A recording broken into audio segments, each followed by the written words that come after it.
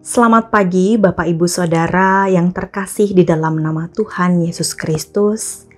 Kembali kita hadir di dalam persekutuan doa jemaat pada hari ini. Mari Bapak Ibu Saudara, sebelum kita mendengarkan firman Tuhan dan merenungkannya, kita bersama-sama berdoa memohon bimbingan dari Roh Kudus. Kita berdoa. Bapa, Engkau sungguh baik. Kasih-Mu begitu melimpah di dalam kehidupan kami dan kami berterima kasih atas hal itu. Sebentar kami akan mendengarkan firman Tuhan, kiranya Engkau membuka hati dan pikiran kami untuk senantiasa dibarui oleh firman-Mu. Juga curahkanlah Roh Kudus-Mu ke dalam hati dan pikiran kami, agar kami dimampukan untuk mengerti, bahkan melakukan apa yang Engkau firmankan di dalam kehidupan kami hari lepas hari. Berfirmanlah ya Tuhan, kami siap untuk mendengarkan. Di dalam nama Yesus Kristus kami berdoa. Amin.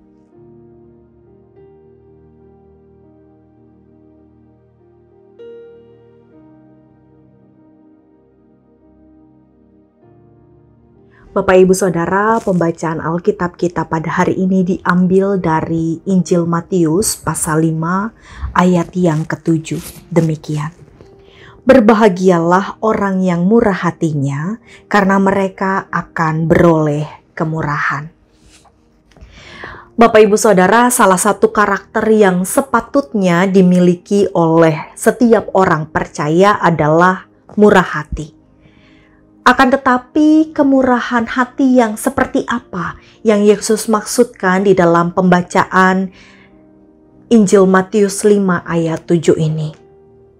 Kata kemurahan hati di dalam bahasa aslinya, bahasa Yunani, menggunakan kata eleon, yang jika kita lihat arti bahasa Inggrisnya adalah mercy. Dan jika kita lihat juga di dalam bahasa Indonesia, Alkitab, bahasa Indonesia sehari-hari, menggunakan istilah mengasihani, bukan mengasihi. Jadi dalam sejumlah kata yang dipakai di terjemahannya, kita bisa memiliki gambaran bagaimana sebenarnya eleon ini. Dan mengapa Yesus katakan kita bisa berbahagia jika kita melakukan kemurahan hati atau eleon ini. Kalau kita lihat lebih jelas lagi di dalam beberapa terjemahan yang lain, kita bisa memahami bahwa eleon ini bukan hanya sekadar kasihan, tetapi eleon atau orang yang murah hati yang dimaksudkan oleh Yesus adalah orang-orang yang mau bersimpati. Apa itu maksudnya orang-orang yang mau bersimpati? Orang yang mau bersimpati adalah orang yang bersedia dalam tanda kutip masuk ke dalam kehidupan orang lain sedemikian rupa sehingga ia mampu melihat dan merasakan, juga berpikir dalam perspektif orang tersebut. Ini makna yang lebih jauh dari sekadar membantu. Misalnya, ketika kita membantu orang lain dengan memberikan sembako pada orang-orang yang terkena bencana. Atau mungkin kita memberikan barang-barang bekas pakai yang masih layak pakai untuk orang-orang yang terkena bencana. Ini Yesus katakan bukan murah hati yang ia maksudkan. Sebab kita tidak pernah bertanya secara langsung dan secara jelas apa yang betul-betul mereka butuhkan. Juga bisa jadi apa yang kita lakukan ini bukan murah hati ketika kita memberikan uang 1.000 atau 2.000 bagi pengemis yang duduk di jalan yang sudah tua. Lalu setelah itu kita kemudian lupa bagaimana wajah orang yang kita berikan uangnya itu. Murah hati yang dimaksud oleh Yesus adalah sikap di mana kita ada di posisi orang lain yang kesusahan dan ia yang ada di dalam penderitaan. Sebab simpati itu berasal dari dua kata. Sin yang berarti bersama-sama dan pasein yang berarti ikut menderita. Jadi kalau kita bersimpati dengan orang lain, berarti kita semestinya berada di posisi orang itu, merasakan penderitaan dan menolong orang tersebut. Akan tetapi persoalannya seringkali ada begitu banyak hal yang membuat kita sulit untuk bermurah hati di dalam kehidupan persekutuan kita bersama-sama. Apa saja di antaranya? Hal yang pertama adalah sikap tidak acuh kita atau sikap tidak peduli kita terhadap orang lain. Sumbernya adalah keegoisan di dalam hati kita. Inilah yang menjadi penghalang utama kita untuk bisa bermurah hati terhadap sesama kita. Saya rasa kita semua paham betul bagaimana keegoisan itu adalah karakter yang buruk bagi kita orang Kristen, pengikut Kristus. Akan tetapi, kalau boleh jujur, bukankah kita menikmati keegoisan yang kita rasakan dan kita alami di dalam diri kita sendiri? Mengapa? Sebab diri kitalah yang menjadi pusat perhatian. Segala-galanya aku adalah prioritas yang utama. Orang lain harus mengerti aku. Orang lain harus memperhatikan aku. Siapa manusia yang tidak senang diutamakan? Akan tetapi Bapak Ibu Saudara, firman Tuhan pada hari ini mengingatkan kita bahwa kita adalah orang-orang yang semestinya bermurah hati. Dan jika orang yang hanya memikirkan dirinya sendiri, ia tidak akan hidup dalam kebahagiaan yang sejati. Hidupnya akan berakhir seperti laut mati yang hanya menerima tetapi tidak mau berbagi. Laut mati tidak ada kehidupan sebab tidak ada yang sanggup hidup di dalamnya. Tidak ada ikan yang bisa hidup di dalamnya, tidak ada juga tumbuhan yang mampu bertahan di laut mati. Dan jika kita hidup seperti laut mati, tidak akan ada orang yang mau hidup berdampingan dengan kita. Oleh karena itu, Bapak Ibu Saudara, pada hari ini kita diingatkan untuk berhenti bersikap egois, berhenti bersikap tidak acuh dan tidak peduli. Sebab kita ini adalah makhluk sosial. Kita ini adalah makhluk yang membutuhkan sesama kita. Kita saling membutuhkan satu dengan yang lain. Maka marilah kita saling berbagi, kita saling memaafkan. Hal yang kedua yang membuat kita sulit adalah ketika kita membangun tembok-tembok pemisah. Ini persoalan yang masih seringkali terjadi sampai saat ini. Seringkali kita alergi terhadap perbedaan-perbedaan. Perbedaan cara pandang, perbedaan suku, perbedaan sosial ekonomi, dan masih banyak lagi mungkin perbedaan-perbedaan yang kita buat tembok-tembok pemisahnya. Juga seringkali kita membangun tembok karena kita sulit untuk memaafkan orang yang sudah mengecewakan kita. Kita sulit untuk mempercayai orang yang sekiranya kita anggap tidak bisa dipercaya. Karena takut, karena ada begitu banyak pengalaman-pengalaman pahit jika kita bersama dengan orang-orang yang bukan merupakan bagian dari kita. Akan tetapi, Bapak Ibu Saudara, ketika kita membangun tembok-tembok seperti itu, maka kita tidak akan bisa melakukan kemurahan hati yang sesungguhnya, yang sejati, yang diinginkan oleh Yesus Kristus, Tuhan kita. Hambatan-hambatan seperti inilah yang justru membuat hidup kita tidak bahagia. Ada banyak orang yang mengatakan, bahagia itu sederhana. Tetapi melalui pembacaan kita pada hari ini, kita diingatkan bahwa bahagia itu perlu untuk diperjuangkan, perlu untuk ditunjukkan. Bagaimana resepnya? Yesus sudah menunjukkannya kepada kita melalui khotbah di bukit. Dan pada hari ini kita membahas salah satu bagiannya, yaitu bermurah hatilah dengan sungguh-sungguh. peduli dengan sesama, berbelas kasihanlah terhadap orang-orang yang ada di sekitar kita, terutama dengan keluarga kita. Orang yang selalu ada bersama-sama dengan kita di saat pahit dan manis kehidupan kita jalani. Dan contoh yang paling sempurna dari murah hati yang sejati adalah ketika Kristus mati di kayu salib. Ia menempatkan dirinya sebagai manusia, menderita sebagai manusia, dan mati untuk manusia. Itu sebabnya Yesus Kristus adalah standar untuk kita, dan Ia juga memberikan standar bagi kita. Jika kita lihat di dalam Lukas pasal 6 ayat 36 dikatakan, "Hendaklah kamu murah hati, sama seperti Bapamu adalah murah hati." Dan ini murah hati yang dimaksudkan oleh Yesus. Murah hati bukan karena orang lain baik terhadap kita. Murah hati bukan karena ketika kita memiliki uang yang banyak. Murah hati bukan karena Ia adalah keluarga kita, Ia adalah bagian kita. Tetapi murah hati karena memang diri kita sendiri memiliki kemurahan hati. Diri kita sendiri peduli terhadap orang lain. Kepada siapapun, bahkan termasuk kepada musuh kita. Ayat ini dijelaskan ulang di dalam Lukas pasal 6 ayat 31.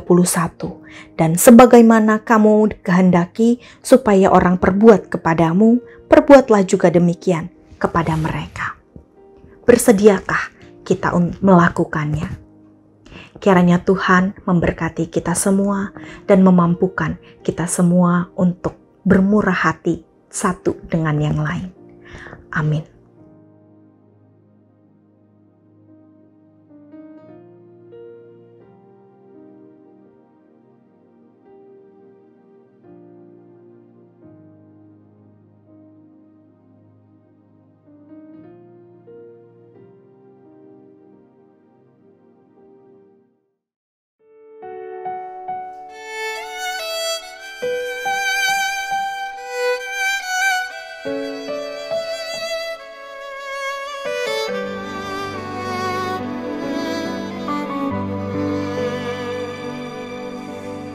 Ini aku, semua milikku, ku serahkan padamu Tuhan.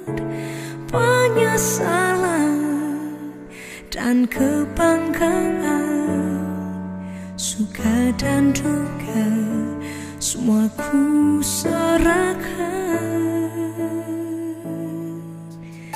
Yang telah lalu, yang kan datang, hasrat dan harapan yang terbayang, masa depan dan rencanaku, semua ku serahkan dalam tanganmu.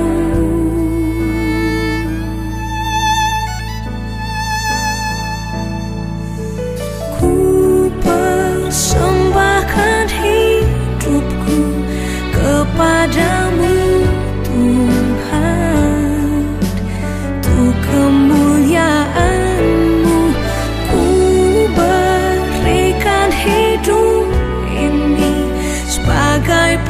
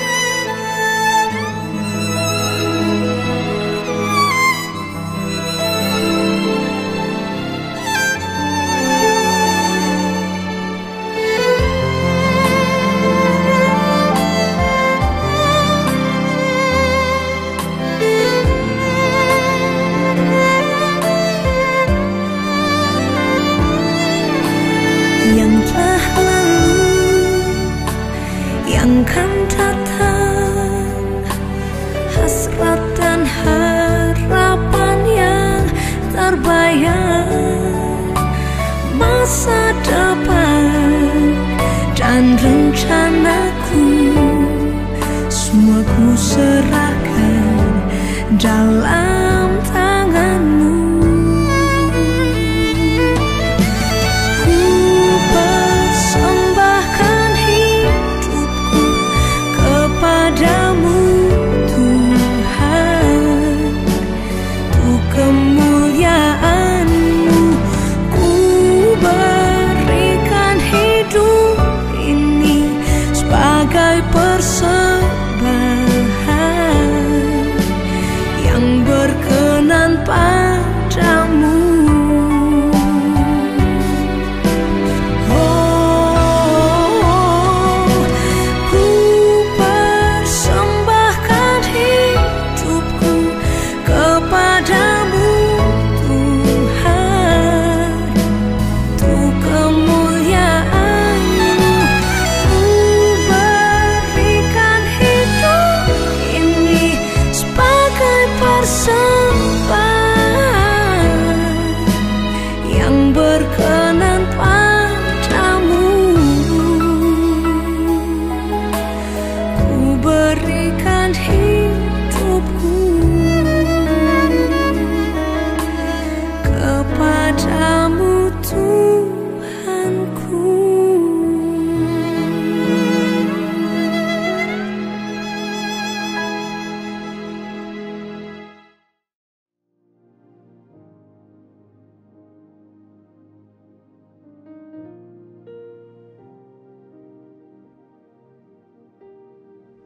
Mari Bapak Ibu Saudara, kita bersatu di dalam doa.